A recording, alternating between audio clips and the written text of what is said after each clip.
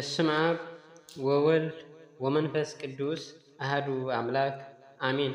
ሰላም አምላክ ምሳኹም ይሁን። ክቡራት ኣሕዋትና ሓትን ደቂ ተዋህዶ ከመይ ውዒልኩም? እግዚአብሔር ይመስገን ኢልና ክነመስግነው እስካብዛ ሰዓት እዚኣ እንዳደቂቃን ብሰላም ብጥዕና ገይሩ ዘፅናሕና ልኡሎ ባህሪ እግዚአብሔር ኣምላኽና ክብርን ምስጋናን ይብፅሓዮ። እሺ ኣብ ዝሓለፈ ንባብ ካልኣይ ቆሮንጦስ ምዕራፍ 10 በፂሕና ነርና። ሎማዓንቲ ደሞ 11 12 እንታይ እዩ ዝብል እዩ ዘምህረና ዝብል ክንርኢና።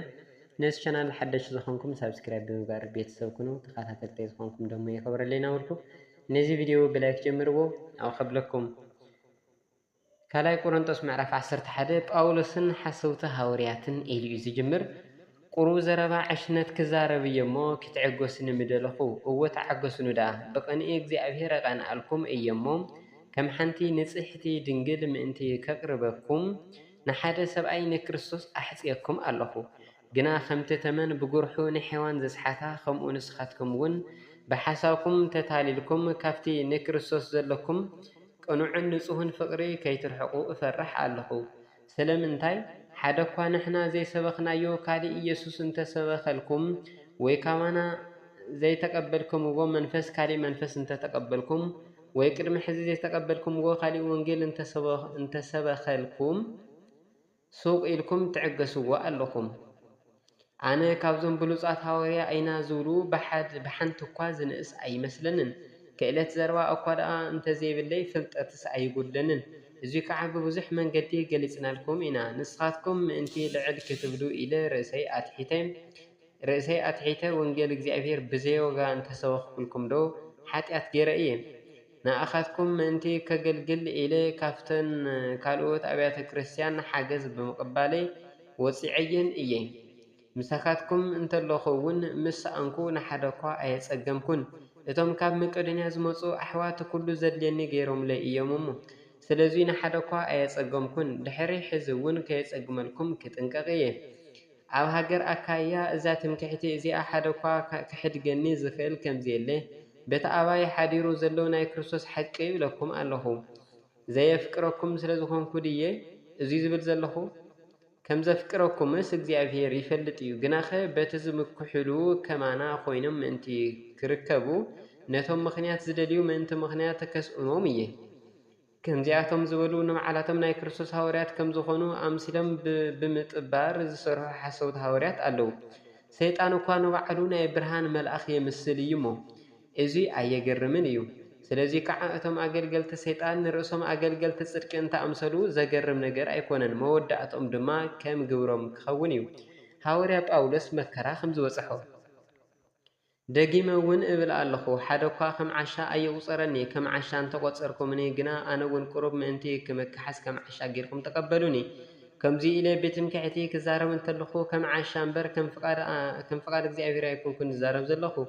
ብዙሓት ስጋዊ ብዝኾነ ዝምክሑ ካብ ኮነ ኣነ እውን ክምካሕ እየ።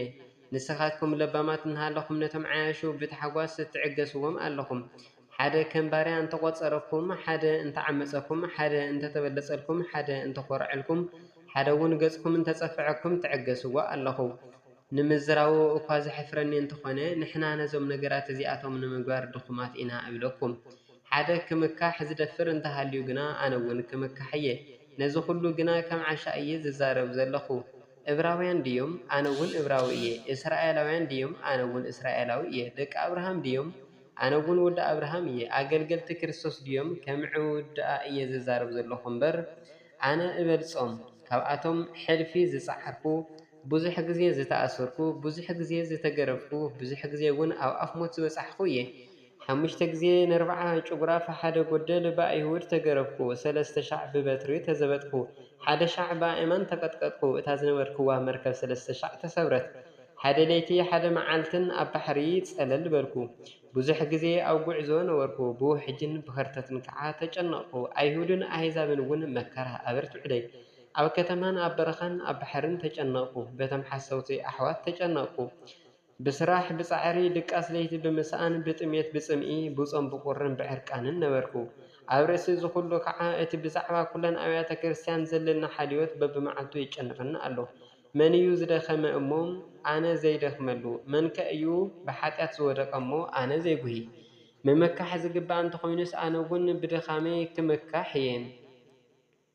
እቲ ንዘለዓለም ብሩኽ ዝኾነ ኣምላኽን ኣቦን ጎይታና ኢየሱስ ክርስቶስ ኣነ ከም ዘይሕሱ ይፈልጥ እዩ።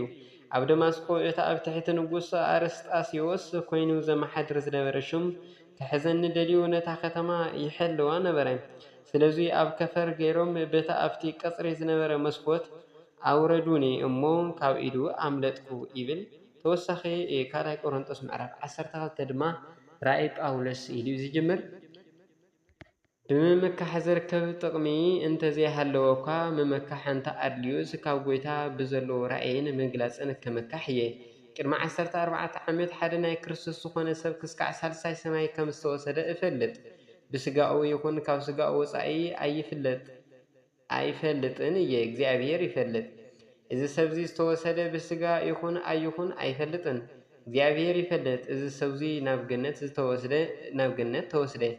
ኣብኡ ከዓ ክንገር ዘይከኣለ ሰብ ክዛረቦ ዘይተፈቀደሉ ነገር ሰምዐ። በዚ ከምዚ ዝመሰለ ክምካሕ እየ። ብዛዕባ ርእሰይ ግና ብድካመይ እንተዘይኮይኑ ኣይመካሕን እየ። ክምካሕ እንተዝደልስ ሓቂ ስለ ዝዛረብ ከም ዓሻ ኣይምተቆፀርኩን።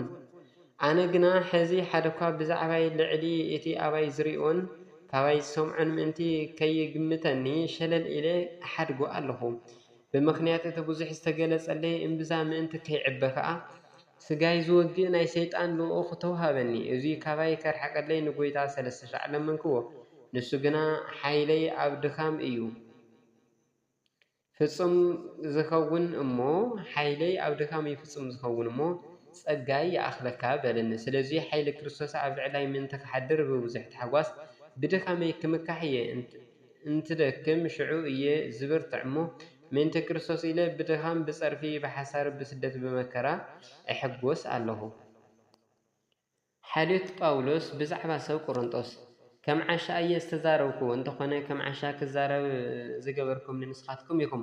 ክትንዕዱኒ ዝግባኣኩም ዝነበረስ ንስኻትኩም ኢኹም። ዘይረብሕ እኳ እንተኾንኩ ካብቶም ብሉጻት ሃዋርያት ኢና ዝብሉ ኣይንእስን እየ።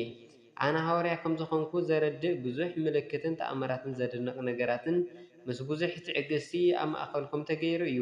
ሓግዙኒ ብምባል ንኣኻትኩም ዘይምጽጋመይ እንተዘይኮይኑ ካብቶም ካልኦት ኣብያተ ክርስቲያን ዘጉደልኩልኩም እንታይ እዩ?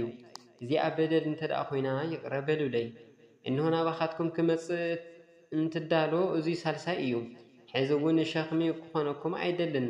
ኣነ ንኣኻትኩም እምበር ገንዘብኩም ኣይኮንኩን ዝደሊ።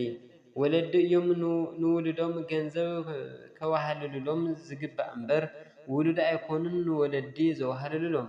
ኣነ ኩሉ ዘለኒ ህይወተይ እውን እንተይተረፈ ምእንታኻትኩም ኣሓሊፈ ክህብ ሕጉስ እየ። ኣብ ሊፀ ስለ ዘፍቅረኩም ዲኹም ኣንኢስኩም ተፍቅሩኒ ዘለኹም ሸኽሚ ኣይኮንኩኹምን፣ ግና ብጎርሒ ተጣቢበ ዝሓስኩኹም እምበር በቶም ናባኻትኩም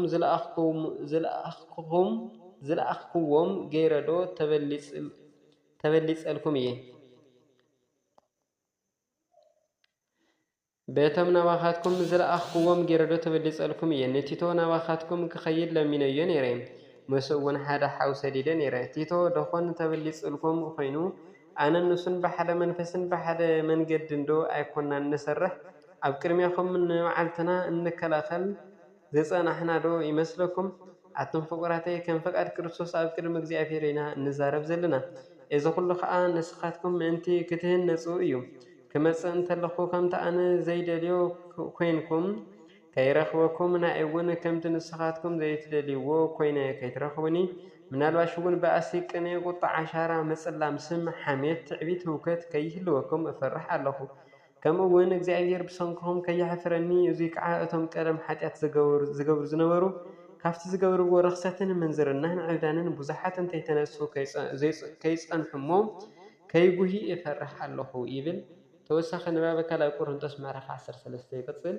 ወስብሐት ለእግዚአብሔር ልዑል ወለወላዲቱ ድንግል ወለመስቀሉ ክቡር አሜን።